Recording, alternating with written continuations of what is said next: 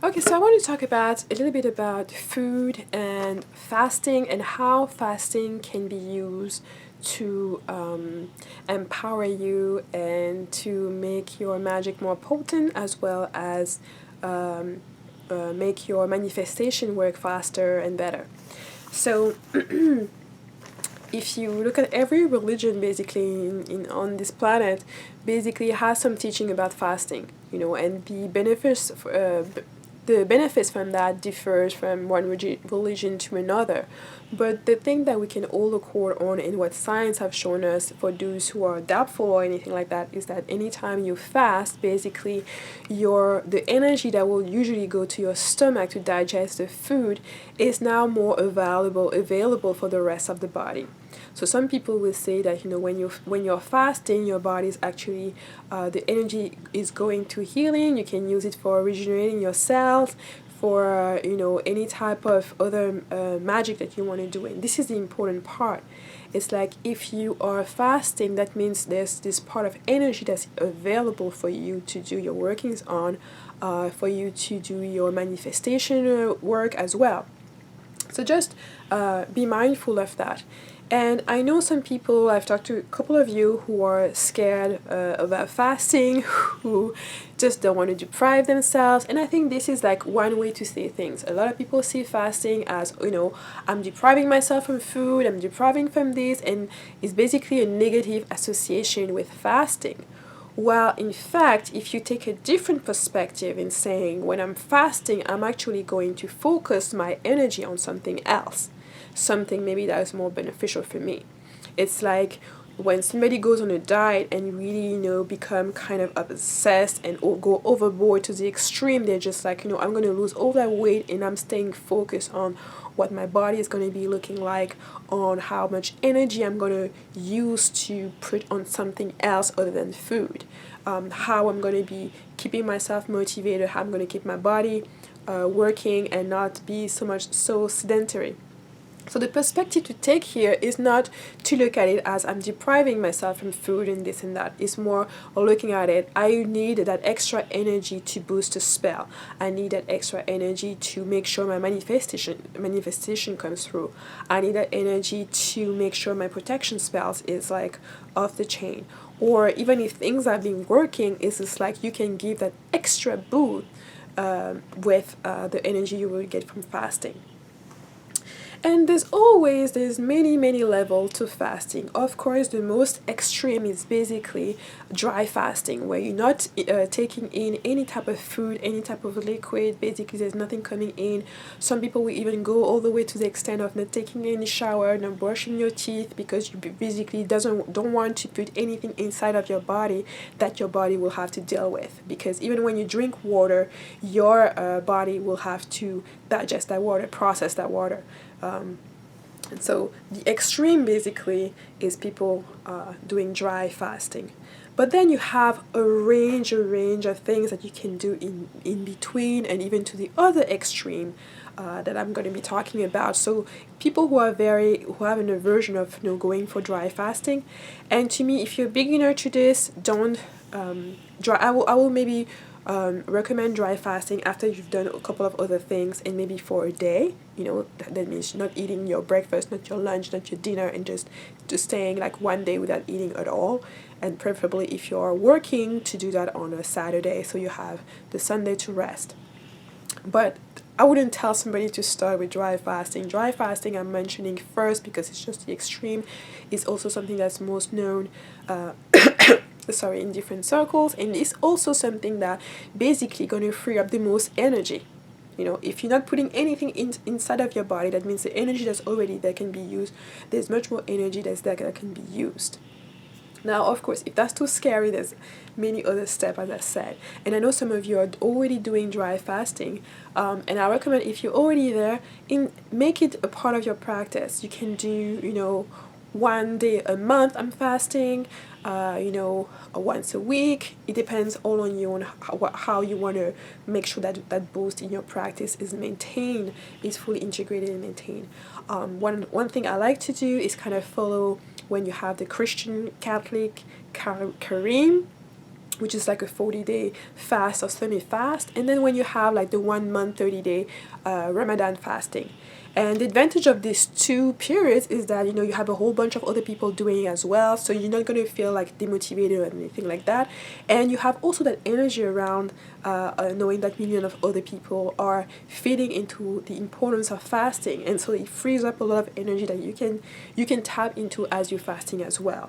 That supports to make sure you stay motivated, and all of the other energy that's available that you can use for fasting, but also to infuse it in the work you're doing at that moment. Now, the other type of fasting that you can do, it could be half-day fasting. So you may be missing just not eating at breakfast and lunch, or not just eating at breakfast. Excuse me. So you could do a full fast on, or you could do half days, 1/3 fasting. And that's at your pace, at your preference. For example, if you know you want to do a working and you selected the hour and the time on your Sabbath to do it, you know, let's say maybe at lunch hour, then if you fast in the morning, that you do it without getting breakfast, you're freeing up that energy that you can, you know, infuse in your magic later on. So that's one way to do it. Of course, the more you fast before you actually do your working, and the more energy you actually freeing up to infuse in that. And it could also be that when you're not eating your breakfast, you could be literally holding your sweet jar, whatever spell jar you're making, and infusing that energy that you're depriving yourself from, or that you want to direct for this particular purpose. And I will say more that this is actually how I really wanted to present it, is that instead of saying you're depriving yourself from food, is really you directing the energy for a specific purpose of your choice. Then you have other level of food. If doing the 1 day, if doing the 1 meal or 2 meal fast is not something that resonates with you, or that's not of interest at the moment, you can opt in for all of the different other fasts. Some people will say, okay, if you really like chocolate cake, you know, you can give up chocolate cake for that 1 month. That means, or that for the period of time that you want to harness that energy and contain that energy to be able to use it. So if chocolate cake is something that excites you and that you love as a dessert, as a comfort food or something like that, then the next time you have that craving, that enticement to go to the store or the bakery to get that cake, or that somebody's telling you about that cake, and you start salivating and you start having all of these different feeling and energy rising up, you know, instead of indulging into it, you will go and put that in your spell. You will go and charge a crystal with it. And the advantage of doing that is because, number one, is just like charging a sigil with your sexual energy or anything like that. If you know anything about that, there's a lot of videos about it on sex magic and how you can harness your sexual energy to actually do your manifestation and things. So it's kind of the same principle, where you will still get, for those of you who have favorite meals or favorite cakes, or who indulge in ice cream and things like that you really love, that comfort food, when you get to that point where you want it and you're thinking about it, direct that thought and that energy towards the goal that you want to reach for your manifestation. And I think that's kind of one of the easiest steps that you can do without feeling that you've been deprived.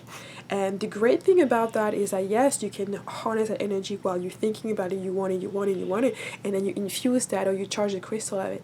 And then, you know, nothing prevents you after that from going and actually indulging in the food you want, even though that's not the purpose of the actual physical fast.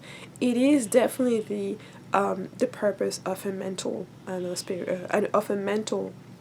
or psychological fast, in the sense that at the moment that you want something, you are, instead of going for it, you're directing that energy to something else. And that's exactly the basic principle in any religion, is that when you're fasting, actually, instead of thinking about food, most people will direct that energy towards praying and towards God. So for you, instead of sowing towards God, you can direct the energy towards yourself, to heal yourself. You can direct the energy to heal someone else. You can direct that energy to harness it for later. The possibilities are endless. Now the other level of fast. So we talked about, the favorite food. Some people will say, if you are an omnivore, you can basically forbear meat for a specific period of time. You can forbear eggs. You can forbear whatever things that you indulge with. And I think the great addition with that is that if you're trying to lose weight, you could forbear cookies, for example, as one thing. So I think it's much more manageable for you to forbear one thing than to basically make a drastic change about all of your diet and your routine. And then you can incorporate, of course, working out. Kind of related to the diet is like in freeing up energy or using energy, in addition to fasting, is that also working out. If you're not someone who wants to fast or fasting does not interest you, I'm trying to give you some alternative on how you can harness your own energy to make your spells or your working more powerful. And one of them is basically working out. A lot of people, when they work out, they're listening to whatever music is at the gym or to whatever pumping music that they have in their music player.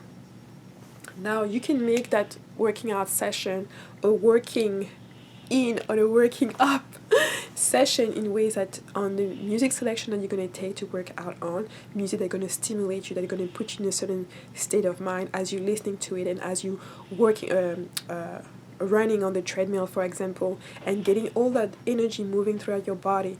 What are you thinking about? What do you want to be thinking about? What do you want your mind to be concentrated on while you're doing that? That's very, very powerful when you're thinking about changes you want to make in your life, because your whole body is in motion at that moment, and your subconscious is really going to be opening and seeing that you're making physical moves and associating that with the other move that you want or changes you want in your life. And I mean, other ways to do it, and I think this is going to be a little bit more controversial, is like, yes, if you're going to the gym and you don't want to work out, there's a lot of people working out and basically diffusing their energy, because most of them are not being focused. They're probably listening to music that are even stimulating their root chakra and just spilling their energy all over the place. And those are energy, that are going to waste that you can harness, basically. You can just harness all that energy going to the gym where you're not working out, just there to get the energy, charge your crystal with it, or charge whatever you want to charge with it, or direct the energy right there, right then, that you can use for your own workings. And I mean, there's nothing, I don't think there's anything wrong with that. People go to the gym and they decide, they don't really care. If you ask the average person, they don't really care what's going on. Some people would go and do like cycling classes where they actually working up a lot of energy that the gym is going to sell as electricity later on. So I think if they don't have any problem for that, I don't see why they will have an issue with people harnessing the energy that's just floating around at the gym. I mean, that's one of the reasons I don't go to the gym. I have a gym at home, so, and I've never been inclined to work out with other people. I just don't see the objective in that. I used to work out with other people when I was at the cross country team at school, and we had to work out, so I have to coordinate, in our meets and stuff like that. But other than that, I go to the gym on my own. I work out on my own, and I don't feel the need to be doing that group thing, where sometimes you get wrapped with energies you don't necessarily inclined to want to deal with. So, I mean, I had people who have told me, other magicians who have said, for them the gym is like the open buffet. It's like, for the $30 that they pay to go in every month, they don't even work out there. They just go there to get their boost and head home. So, yeah, just like the gym, I mean, the nightclubs is the same way. People are just dancing. Some people are leaking off all the energy all over the place. And you have people who are there knowing that all of this energy is going to be there. And they're going to be there to harness that energy that the person doesn't necessarily want, or the person doesn't care enough to control and direct. So it's just something to think about of these people who are going to nightclubs. And if you are, new to this type of information, you realize that a lot of the activities that you're taking part in or are actually depleting a lot of your energy. And, it doesn't matter if you don't care, some people, they will go out, they will drink, Some of them will get inebriated in ways that they won't even remember what happened the night before. They will wake up in the next morning with a hangover. Yes, alcohol has a part to play with it, but also the energy that you're being depleting while you're in the nightclub also going to have an effect on you on the next day. So it's just a matter of what do you want to do with your energy, because you have the choice. You're the one who decides if you want to protect it, if you want to harness it, or if you don't mind, if you are linking it throughout your different chakras, and if you don't want to harmonize it, direct it and protect it, or harness it. You can't really blame somebody that, some people call them the energetical vampire, or what have you. I mean, to me, the only time that will be something that's negative is that somebody that you've blocked, or that you clearly said that you're protecting yourself from, is literally trying to harness some energy from you, knowing that. Then I think there's a line that's crossed. But I think other than that, the rule is that if you don't care, someone else will make the decision for you. Just as in anything in life, if you don't fight to know your purpose and go for it, then other people are going to be making decisions about what you're going to be doing in life, and how you're going to be doing it. So the choice is yours at all times. And I think as you get more information, that you seek more information and you implement in your life, you're going to see that you have a lot more control on what you do with your energy, and what you choose to do with it. So just to get back on the main topic of the video, which was fasting, it's really about your perspective about fasting. You can look at it in a way as something that's dreadful, or you can look at it as the energy is going to be freed up for you to use on other things. Especially if you've been doing your magic and you have encountered some blockages and some blocks and stuff like that, definitely fasting is going to be able to help you free some of those, push through those blockages, and help you go to the other side. And the longer you do it, and the better it's going to be. The last thing that I forgot to mention, of course, is juice fasting, which is basically you taking things you want, but only in liquid form. So vegetable juices, fruit juices, and basically that again is going to give you less work for your stomach to digest it. So you're definitely going to be saving some energy there. And that's going to be a great alternative to doing some dry fasting, or to do some semi-dry fasting and stuff like that. And for people who begin, of course, what they recommend is that you drink as much as you want to stay full, so long as it is just liquid. And you can definitely do that by starting just doing it a day, just doing it, for example, to replace one meal or two, and to see how you feel as you go. But I think fasting should be something that you consider integrating in your practice. You can even do it just once a year to boost yourself and to reset yourself for the year or something like that. Personally, I like to do it seasonally, and like I mentioned, the longer periods are really during the March and sometimes summer, depending on sometimes August or July, depending on the moon, for the Ramadan and the Muslim Ramadan, and the Catholic Kareem, which are a great fasting period for me. That makes things much more easier.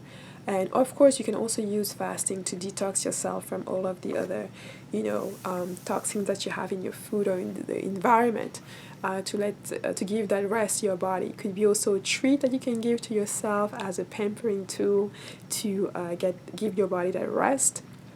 And someone had even asked me, a few of the transition that I offered was that, let's say if you are in a 9 to 5 kind of predicament, you can pick a Friday night where you skip your dinner and you go to sleep without eating, and then you do the whole Saturday without eating, or juicing on Saturday, and then Sunday you start juicing in the morning, and then you take a light meal at lunch.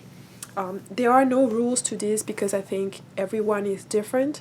Some of the commonalities, some people will say is better to never eat after the sun has set. To me, that's a good recommendation, especially if you want to do some dream work while you're fasting, because you're going to have a lot more energy for you to go up there, or go wherever you want to go, or stick around or explore, your house, your area, your country, or another country, or what have you. So if you are having difficulties doing your dream work, it could also be that, you know, you have too much energy going to your stomach, you may be eating too late, maybe eating something that's too heavy, and fasting is definitely going to help with that. So of course, as usual, give me your comments and yeah, your questions, and we'll take it from there.